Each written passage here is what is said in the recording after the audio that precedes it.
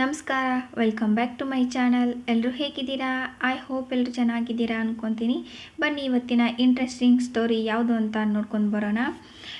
500 ವರ್ಷಗಳ ಹಿಂದಿನಿಂದಲೂ ಇಡೀ ಜಗತ್ತಿನಲ್ಲಿ ತನ್ನತ್ತ ಸೆಳೆಯುವಂತಹ, ತನ್ನತ್ತ ಆಕರ್ಷಣೆಯನ್ನು ಪಡೆಯುವಂತಹ ಚಿತ್ರ ಅದು ಮೊನಾಲಿಸಾ. ಈ ಮೊನಾಲಿಸಾ ಚಿತ್ರಕ್ಕೆ ಅಷ್ಟೊಂದು ಬೆಲೆ ಯಾಕೆ? ಈ ಮೊನಾಲಿಸಾ ಚಿತ್ರದಲ್ಲಿರುವ ರಹಸ್ಯವಾದರೂ ಏನು? ಈ ಮೊನಾಲಿಸಾ ಚಿತ್ರವನ್ನು ಬಿಡಿಸಿದಂತಹ ವ್ಯಕ್ತಿ ಯಾರು? ಈ ಮೊನಾಲಿಸಾ ಚಿತ್ರನ ಬಿಡಿಸೋದಕ್ಕೆ ಕಾರಣ ಏನು? ಅಷ್ಟೇ ಅಲ್ಲದೆ ಈ ಮೊನಾಲಿಸಾ ಚಿತ್ರದಲ್ಲಿರ್ತಕ್ಕಂತಹ ಈ ಲೇಡಿ ಯಾರು? ಈ ಎಲ್ಲ ಪ್ರಶ್ನೆಗಳಿಗೆ ನಾನಿವತ್ತು ನಿಮಗೆ ಉತ್ತರವನ್ನು ಕೊಡ್ತಾ ಇದ್ದೀನಿ. ಸೊ ಹಾಗಾಗಿ ಈ ವಿಡಿಯೋನ ಸ್ಕಿಪ್ ಮಾಡದೆ ನೋಡೋಣ ಬನ್ನಿ. ಈ ಪೇಂಟಿಂಗನ್ನು ಲಿಯೋನಾರ್ಡೋ ಡಾ ವಿನ್ಸಿ ಎಂಬ ಚಿತ್ರಕಾರವ ಇದನ್ನು ಬಿಡಿಸ್ತಾನೆ. ಇವರಿಗೆ ಪ್ರಯೋಗಗಳ ಶಿಷ್ಯ ಅಂತ ಕೂಡ ಬಿರುದನ್ನು ಹೊಂದಿದ್ದಾರೆ. ಇವರು ಸರಿಸುಮಾರು 1500ರಲ್ಲಿ ಇದನ್ನು ಬಿಡಿಸೋದಕ್ಕೆ ಪ್ರಾರಂಭ ಮಾಡಿ 1504ರವರೆಗೆ ಅಂದರೆ ಸತತವಾಗಿ 4 ವರ್ಷಗಳ ಕಾಲ ಈ ಪೇಂಟಿಂಗನ್ನು ಮಾಡಲು ಕಾಲಾವಧಿಯನ್ನು ತೆಗೆದುಕೊಂಡರಂತೆ.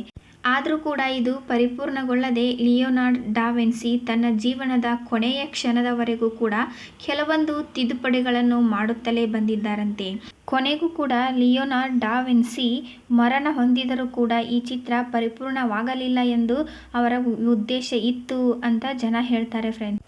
ಇನ್ನು ಈ ಚಿತ್ರದಲ್ಲಿರುವ ಹುಡುಗಿ ಯಾರು ಅನ್ನೋ ವಿಷಯಕ್ಕೆ ಬಂದರೆ, ಇದು ಫ್ರಾನ್ಸಿಸ್ಕೋನ ಡೆಲ್ ಎಂಬ ಪ್ರಸಿದ್ಧ ವ್ಯಾಪಾರಿಯ ಹೆಂಡತಿಯ ಚಿತ್ರವಾಗಿದೆ. ಈ ಫ್ರಾನ್ಸಿಸ್ಕೋ ಎಂಬ ವ್ಯಕ್ತಿ ಪ್ರಸಿದ್ಧ ರೇಷ್ಮೆ ವ್ಯಾಪಾರಿಯಾಗಿದ್ದು, ಸೊ ಇವ ತನ್ನ ಮಡದಿಗಾಗಿ ಏನಾದರೂ ಸ್ಪೆಷಲ್ ಗಿಫ್ಟ್ ಕೊಡಬೇಕು ಅಂತ ಬಯಸ್ತಾ ಇರ್ತಾನೆ. ಅದೇ ಟೈಮಲ್ಲಿ ತನ್ನ 2ನೆಯ ಮಗನಾದಂತಹ ಆಂಡ್ರಿಯಾನ ಹುಟ್ಟುಹಬ್ಬದ ಆಚರಣೆ ಬರುತ್ತೆ. ಸೊ ಆ ಸೆಲೆಬ್ರೇಷನ್ಗಾಗಿ, ಆ ನೆನಪಿಗಾಗಿ ಡಾ ವಿನ್ಸಿ ಮೂಲಕ ಈ ಚಿತ್ರವನ್ನು ರಚಿಸಲು ಹೇಳಿದನಂತೆ. ಅಷ್ಟೇ ಅಲ್ಲದೆ ಇದು ಪ್ಯಾರಿಸ್ನ ಲೌವ್ರೆ ವಸ್ತು ಸಂಗ್ರಹಾಲಯದಲ್ಲಿ ಇಂದಿಗೂ ಕೂಡ ಸಂರಕ್ಷಿಸಲ್ಪಟ್ಟಿದೆಯಂತೆ. ಇನ್ನು ಮುಂದುವರೆದು ನೋಡಿದಾಗ ಲಿಯೋನಾರ್ಡೋ ಡಾ ವಿನ್ಸಿಯು ತಾನು ಹುಡುಗಿಯಾಗಿದ್ದರೆ ಹೇಗೆಲ್ಲ ಕಾಣಬಹುದಿತ್ತು ಎಂಬ ಕಲ್ಪನೆಯನ್ನು ತನ್ನಲ್ಲಿ ಇಟ್ಟುಕೊಂಡು ಈ ಚಿತ್ರವನ್ನು ಬಿಡಿಸಿದನಂತೆ ಅಂತ ಕೆಲವಾರು ಊಹೆಗಳು ಕೂಡ ಇದೆ. ಆದರೆ ಯಾವುದು ಸತ್ಯ ಅಂತ ಇಂದಿಗೂ ಕೂಡ ಸರಿಯಾಗಿ ಯಾರಿಗೂ ಕೂಡ ಅರ್ಥ ಆಗಿಲ್ಲ. ಆದರೂ ಕೂಡ ಇದು ಸತತವಾಗಿ ತನ್ನ ಜೀವನ ಪರ್ಯಂತ ತಿದ್ದುಪಡಿಗೆ ಒಳಗಾಗುತ್ತಲೇ ಬಂದಿದೆ. ಇನ್ನು ಮೊನಾಲಿಸಾ ಎಂಬ ಪದದ ಅರ್ಥವನ್ನು ನೋಡಿದಾಗ, ಮೊನಾ ಎಂದರೆ ಇಂಗ್ಲಿಷ್ನಲ್ಲಿ ಮ್ಯಾಮ್, ಮೇಡಮ್ ಅಥವಾ ಮೈ ಲೇಡಿ ಎಂದರ್ಥ. ಆಕೆಯ ಹೆಸರು ಲೀಸಾ ಆಗಿದ್ದರಿಂದ ಸೊ ಮೊನಾಲಿಸಾ ಎಂಬ ಹೆಸರು ಬಂತು ಅಂತ ಹೇಳ್ತಾರೆ ಫ್ರೆಂಡ್ಸ್. ಅಷ್ಟಕ್ಕೂ ಈ ಮೊನಾಲಿಸಾ ಪೇಂಟಿಂಗ್ ಆಗಿರೋದು ಕಟ್ಟಿಗೆಯ ಮೇಲೆ. ಆ ಕಟ್ಟಿಗೆಯನ್ನು ತೆಗೆದುಕೊಂಡಿದ್ದು ಬಹಳ ಮೃದುವಾದ ಮರದಿಂದ ತೆಗೆದುಕೊಂಡರಂತೆ. ಸೊ ಹಾಗಾಗಿ ಆ ಮೊನಾಲಿಸಾ ಪೇಂಟಿಂಗ್ ಮಾಡಲು ಅದರಲ್ಲಿ ಬಳಸಿರ್ತಕ್ಕಂತಹ ಬಣ್ಣಗಳು ಕೂಡ ವಿಶೇಷ ಸ್ಥಾನವನ್ನು ಹೊಂದಿದೆ. ಅದಕ್ಕಾಗಿಯೂ ಕೂಡ ಇಂದಿಗೂ ಆ ಮೊನಾಲಿಸಾ ಪೇಂಟಿಂಗಿಗೆ ಬಹಳ ಪ್ರಾಮುಖ್ಯತೆಯನ್ನು ಹೊಂದಿದೆ. ಅಷ್ಟಾಗಿ ಈ ಮೊನಾಲಿಸಾ ಪೇಂಟಿಂಗಲ್ಲಿ ವಿಶೇಷವಾಗಿ ರಹಸ್ಯವಾಗಿ ಅಡಗಿರುವುದು ಏನೆಂದರೆ, ಈ ಮೊನಾಲಿಸಾ ಪೇಂಟಿಂಗ್ನಲ್ಲಿರುವಂತಹ ಅವಳ ಮುಗುಳ್ನಗೆ. ಅವಳು ಕಷ್ಟದಲ್ಲಿ ಅಳುತ್ತಿದ್ದಾಳೋ ಅಥವಾ ಸಂತೋಷವಾಗಿ ನಗುತ್ತಿದ್ದಾಳೋ ಯಾವುದೂ ಕೂಡ ಇಂದಿಗೂ ಅರ್ಥವಾಗುತ್ತಿಲ್ಲ. ನೀವು ಯಾವ್ಯಾವ ಆ್ಯಂಗಲಲ್ಲಿ ನೋಡ್ತೀರಾ ಆ ರೀತಿಯಾಗಿ ಈ ಪೇಂಟಿಂಗ್ ಕಾಣುತ್ತದೆ.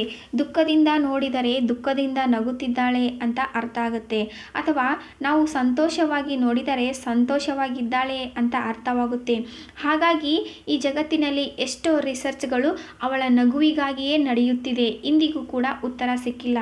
ಅಷ್ಟೇ ಅಲ್ಲದೆ ಈ ಮೊನಾಲಿಸಾ ಪೇಂಟಿಂಗ್ ನಾವು ಯಾವ ಕಡೆ ನಿಂತು ನೋಡ್ತೀವೋ, ಸೊ ಮೊನಾಲಿಸಾ ನಮ್ಮನ್ನೇ ನೋಡುತ್ತಿದ್ದಾಳೆ ಅನ್ನುವ ರೀತಿಯಲ್ಲಿ ನಮಗೆ ಗೋಚರಿಸುತ್ತದೆ.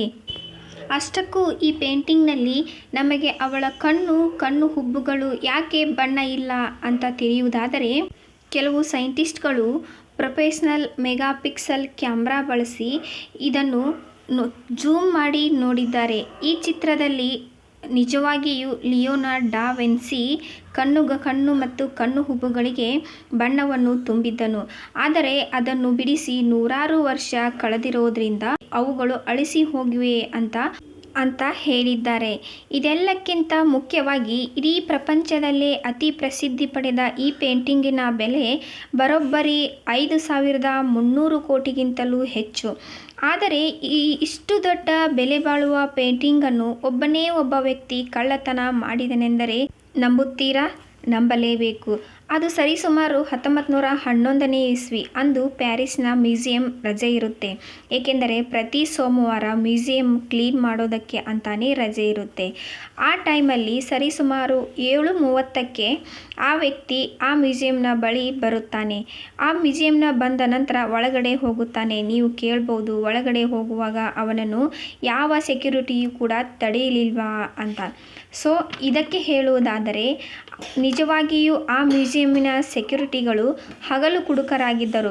ಅಷ್ಟೇ ಅಲ್ಲದೆ ಆ ವ್ಯಕ್ತಿಗೆ ಆ ಮ್ಯೂಸಿಯಂನ ಬಗ್ಗೆ ಪರಿಪೂರ್ಣ ಮಾಹಿತಿ ಇತ್ತು. ಏಕೆಂದರೆ ಈ ವ್ಯಕ್ತಿ ಅದೇ ಮ್ಯೂಸಿಯಂನಲ್ಲಿ ಕಾರ್ಪೆಂಟರ್ ಆಗಿ ಕೆಲಸ ಮಾಡುತ್ತಿದ್ದರು. ಅದಕ್ಕಾಗಿ ಅವನಿಗೆ ಮೊನಾಲಿಸಾ ಚಿತ್ರವನ್ನು ಕದಿಯುವುದು ಅಷ್ಟೇನೂ ಕಷ್ಟ ಆಗಲಿಲ್ಲ. ಒಳಗೆ ಹೋಗಿ ಮೊನಾಲಿಸಾ ಪೇಂಟಿಂಗನ್ನು ಕೆಳಗೆ ಇರಿಸಿ ಅದರ ಫ್ರೇಮ್ ಮತ್ತು ಗ್ಲಾಸನ್ನು ಬಿಚ್ಚಿ ತೆಗೆದು ಅದನ್ನು ಒಂದು ಅರಬೆಯಲ್ಲಿ ಕಟ್ಟಿ ಚಿಕ್ಕ ದ್ವಾರದಿಂದ ಹೊರಗಡೆ ಹೋಗುತ್ತಾನೆ. ಈ ಪೇಂಟಿಂಗನ್ನು ಕದಿಯುವ ಮೂಲ ಉದ್ದೇಶ ಏನೆಂದರೆ ಇದನ್ನು ಯಾರಿಗೂ ತಿಳಿಯದಂತೆ ಇಟಲಿಗೆ ಸಾಗಿಸಿ ಇಟಲಿಯಲ್ಲಿ ಅದನ್ನು ಮಾರಿ ತಾನು ಸಾಕಷ್ಟು ಹಣವನ್ನು ಮಾಡಬಹುದೆಂಬ ದುರಾಲೋಚನೆ ಮಾಡಿ ಆ ಪೇಂಟಿಂಗನ್ನು ಒಂದು ಟ್ರಂಕಿನೊಳಗಡೆ ಹಾಕುತ್ತಾನೆ. ಹಾಕಿದ ನಂತರ ಅದನ್ನು ತೆಗೆದುಕೊಂಡು ಇಟಲಿಗೆ ಹೋಗುತ್ತಾನೆ. ಇಟಲಿಗೆ ಹೋಗಿ ಅಲ್ಲಿ ದೊಡ್ಡ ಹೋಟೆಲ್ನಲ್ಲಿ ಎಲ್ಲರಿಗೂ ಫೋನ್ ಮಾಡಿ ಹೇಳುತ್ತಾನೆ, ನನ್ನ ಹತ್ತಿರ ನಿಜವಾದ ಮೊನಾಲಿಸಾ ಚಿತ್ರವಿದೆ. ಇದನ್ನು ಯಾರು ಬೇಕಾದರೂ ಕೂಡ ನಿಮಗೆ ಎಷ್ಟು ಬೇಕೋ ಅಷ್ಟು ಹಣವನ್ನು ಕೊಟ್ಟು ಖರೀದಿಸಬಹುದು ಅಂತ. ಅಷ್ಟಾಗಿಯೂ ಅಲ್ಲಿ ಪ್ರತಿಯೊಂದು ಜನರು ಬಂದು ಅದನ್ನು ಕೊಂಡುಕೊಳ್ಳುವುದಕ್ಕೆ ಮುಂದಾಗುತ್ತಾರೆ. ಇದನ್ನು ತಿಳಿದಂತಹ ಹೋಟೆಲ್ ಸಿಬ್ಬಂದಿ ಪೊಲೀಸರಿಗೆ ಈ ವರದಿಯನ್ನು ಒಪ್ಪಿಸುತ್ತಾರೆ. ಈ ವರದಿಯನ್ನು ತಿಳಿದಂತಹ ಪೊಲೀಸರು ಮತ್ತೆ ಬಂದು ಅವನನ್ನು ಅರೆಸ್ಟ್ ಮಾಡಿ ಆ ಮೊನಾಲಿಸಾ ಚಿತ್ರವನ್ನು ಇಂದಿಗೂ ಕೂಡ ಪ್ಯಾರಿಸ್ನಲ್ಲಿ ಲೌವ್ರೆ ವಸ್ತು ಸಂಗ್ರಹಾಲಯದಲ್ಲಿ ಸಂಗ್ರಹಿಸಿ ಇಟ್ಟಿದ್ದಾರೆ. ಈ ಮೊನಾಲಿಸಾ ವಿಡಿಯೋ ನಿಮಗೆ ಇಷ್ಟ ಆದರೆ ದಯವಿಟ್ಟು ನಿಮ್ಮ ಫ್ರೆಂಡ್ಸ್ ಮತ್ತು ಫ್ಯಾಮಿಲಿ ಗ್ರೂಪ್ಗಳಿಗೆ ಶೇರ್ ಮಾಡಿ, ಕಮೆಂಟ್ ಮಾಡಿ. ಮುಂದಿನ ಹೊಸ ಇನ್ಫಾರ್ಮೇಷನ್ ವಿಡಿಯೋದೊಂದಿಗೆ ನಿಮ್ಮ ಜೊತೆ ನಾನು ಇರುತ್ತೇನೆ. ಧನ್ಯವಾದಗಳು. ಸರ್ವೇ ಜನ ಸುಖಿನೋ ಭವಂತು.